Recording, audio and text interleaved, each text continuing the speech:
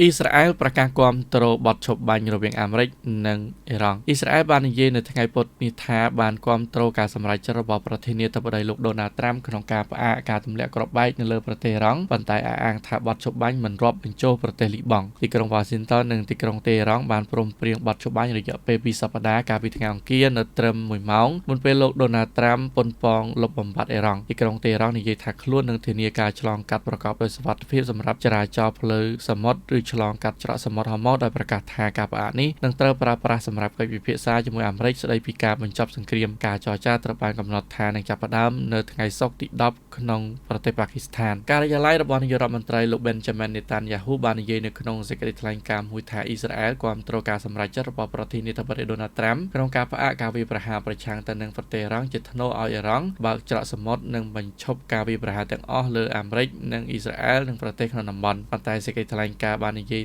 ថាបទឈប់បាញ់មិនរាប់បញ្ចូលប្រទេសលីបង់ដែលផ្ទុយទៅនឹងការប្រកាសពីមុនរបស់នាយករដ្ឋមន្ត្រីប៉ាគីស្ថានដែលបានដើរតួជាអ្នកសម្រុះសម្រួលនៅក្នុងចំនួននេះនាយករដ្ឋមន្ត្រីប៉ាគីស្ថានលោក Shahbaz Sharif បាននិយាយនៅថ្ងៃពុធនេះថាសហរដ្ឋអាមេរិកនិងអ៊ីរ៉ង់និងសម្ព័ន្ធមិត្តរបស់ពួកគេបានយល់ព្រមលើបទឈប់បាញ់គ្រប់កន្លែងរួមទាំងប្រទេសលីបង់បន្ទាប់ពីការសម្រុះសម្រួលដោយរដ្ឋាភិបាលរបស់លោកដើម្បីបញ្ចប់ការប្រយុទ្ធគ្នាជាច្រើនសប្តាហ៍